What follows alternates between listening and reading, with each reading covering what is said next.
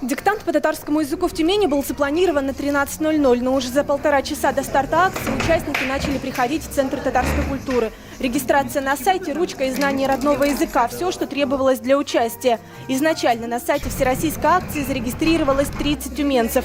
В день диктанта пришли 40 человек.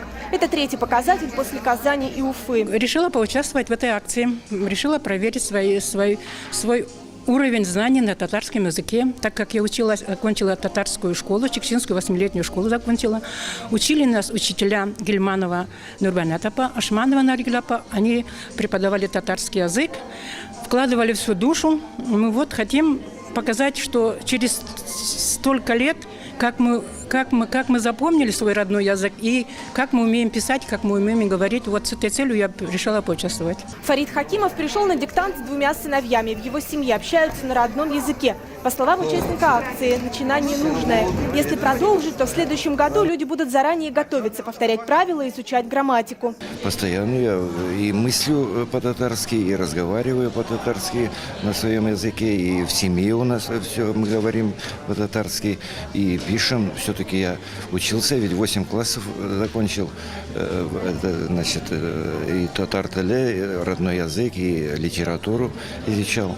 Я думаю, я надеюсь, что неплохо, по крайней мере, напишу. Участников поприветствовал председатель Союза татарской молодежи Тюменской области Саид Тусмухаметов. Затем Казань на прямой связи дала старт акции, после чего начался диктант одновременно в 10 городах России, Казахстана и Кыргызстана.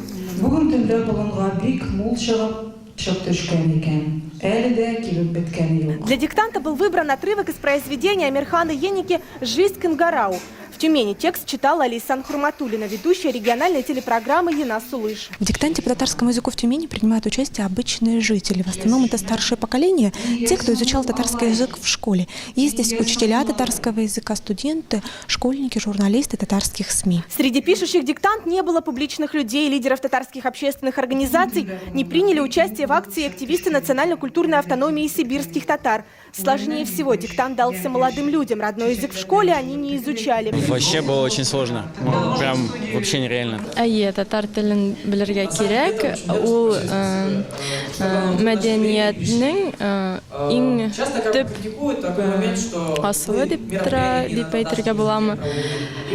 Ну, в общем, без языка нет нации, хочу сказать.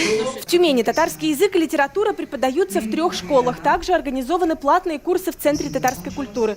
Желающих повысить свои знания в родном языке организаторы пригласили на занятия. София Хайруллина, Тимур Ахмедов, ТНВ, Тюмень.